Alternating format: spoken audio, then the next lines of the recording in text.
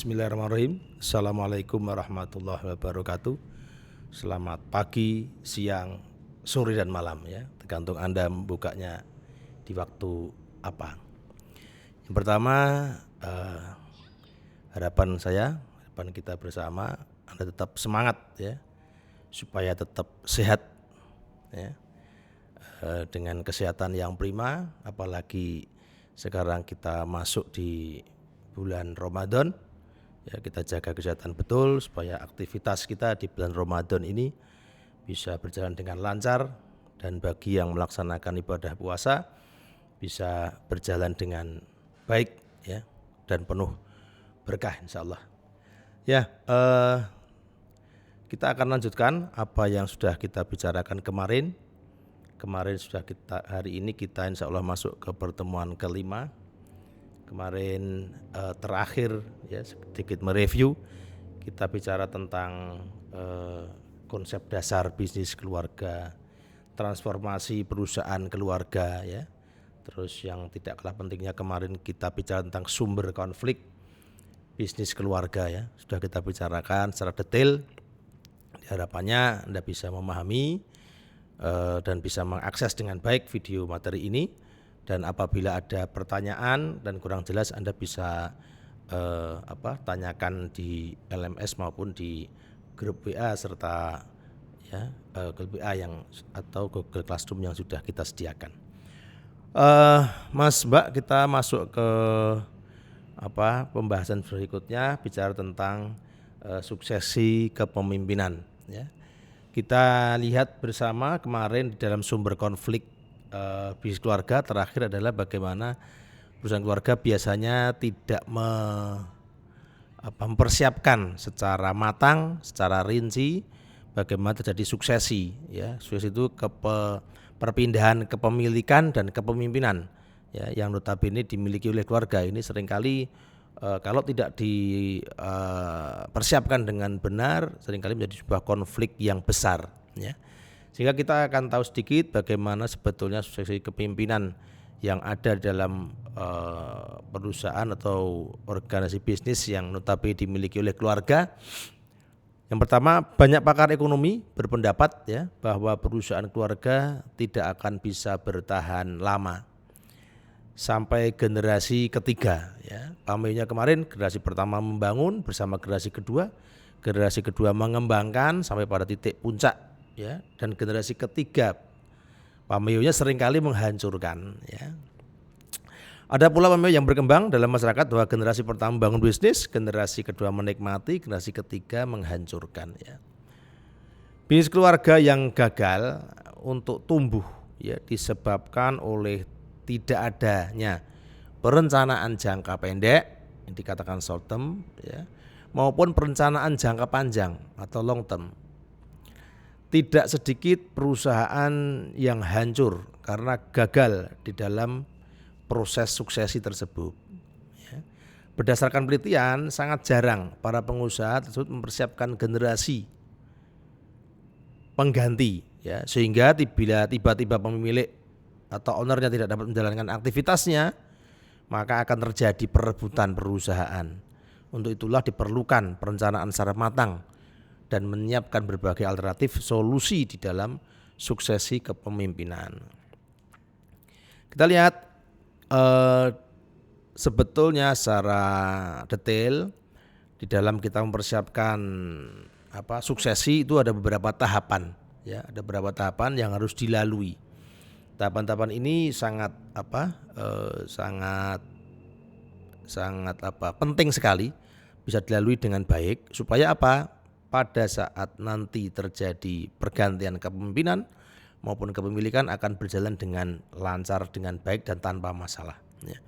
Tahapan-tahapan apa saja tuh yang harus dilakukan di dalam melakukan proses suksesi kepemimpinan kepemilikan dalam sebuah perusahaan yang notabene dimiliki oleh keluarga.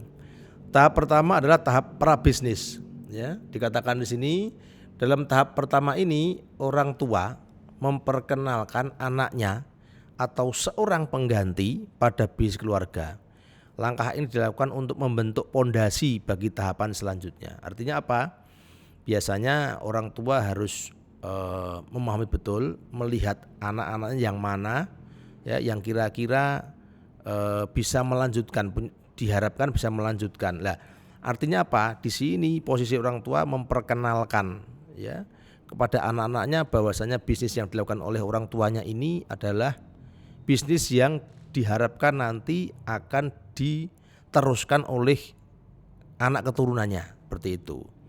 Kita contohkan apa? Contoh saja ya, seorang anak kecil sudah diajak orang tuanya untuk menungguin tokonya atau diajak untuk sekedar melihat ya barang-barang mungkin di perusahaannya atau seringkali lah seperti itu. Ini di perkenalan yang sangat dasar ini penting sekali ya, karena kalau tanpa seringkali begini, orang tua itu berpikir anak waktunya sekolah ya sekolah, jangan memikirkan pekerjaan orang tuanya, tapi sebenarnya itu salah. Yang sebenarnya adalah dari awal ya harus diperkenalkan. Nah, karena perkenalan ini sebagai pondasi ya, perkenalan walaupun tidak serta-merta detail jauh ya, tapi paling tidak dipahamkan, dikenalkan dahulu dengan apa kegiatan yang dilakukan oleh orang tuanya, khususnya keluarga kegiatan bisnis yang akan dilakukan atau yang dilakukan seperti itu. Kedua, setelah tahap prabisnis ada tahapan pengenalan. Tahap 2 ini orang tua mengenalkan anaknya pada orang-orang tertentu yang berkaitan secara langsung maupun tidak langsung dengan perusahaan dan aspek bisnis lainnya. Contohnya misalnya pada pihak bank sebagai pemberi modal. Contohnya gini, kalau di pertama tadi hanya sekedar memperkenalkan bagaimana anak itu tahu situasi kondisi keadaan perusahaan seperti apa ya, mungkin baru dasar saja ya, mengetahui kalau orang tuanya itu mengerjakan hal seperti ini. Tapi tahap pengenalan itu sudah agak masuk lagi. Artinya apa? Sedikit banyak sudah dimasukkan dalam sebuah progres ya, dikenalkan lebih jauh kepada rekan-rekan bisnisnya. Ya, untuk apa? Untuk bisa memahami bahwasanya di dalam sebuah bisnis tidak bisa dilakukan sendiri. Kita harus melakukan kolaborasi, ya. Jadi tidak bisa kita jalan sendiri, tidak bisa. Kita ada kolaborasi, ada kerjasama, kita ada hal-hal bagian-bagian yang harus kita lakukan dengan orang lain, dengan pihak lain seperti itu. Dicontohkan di sini perbankan, minimal ya diajak dikasih pengetahuan dan sebagainya. Ini pengenalan ya. Jadi ini penting sekali di dalam kita mempersiapkan ya proses suksesi dengan baik harus dilakukan melalui tahapan berikut. Yang ketiga adalah tahapan pengenalan fungsi. Pada tahap ini anak-anak dapat mengembangkan pengalamannya dengan orang-orang yang bekerja di perusahaan. Artinya apa? Si anak sudah mulai diikutkan dalam proses di perusahaan tersebut ya. Jadi fungsi-fungsi manajerial yang ada dalam perusahaan tersebut si anak sudah mulai dimasukkan di situ. Dalam artian apa? Ya contoh kecil ya, sudah diajak, disuruh ya, dilibatkan ya untuk penagihan, dilibatkan untuk antar barang, dilibatkan. Jadi dalam fungsi manajerial si anak sudah mulai dilibatkan walaupun di sini biar si anak juga supaya tumbuh rasa memiliki ya, rasa ingin mengetahui, rasa belajar seperti itu ya. Kalau si orang tua tidak memasukkan masuk dalam fungsi, si anak seringkali juga ogah-ogahan, nggak mau biar bapak aja yang seperti itu. Itu nanti pada akhirnya kalau itu diteruskan orang tua pada titik nanti dia akan menyesal ya, kenapa tidak. Nah, tahapan yang ketiga, tahapan yang keempat adalah tahapan pelaksanaan fungsi. Dimulai ketika seorang pengganti potensial telah menjadi karyawan tetap. Jadi contohnya apa? Si anak sudah tumbuh dewasa, sudah lulus perkuliahannya, ya kan? Kalau tadi tahapan pengenalan fungsi mungkin si anak masih part time ya, di kuliah belum selesai, tapi sudah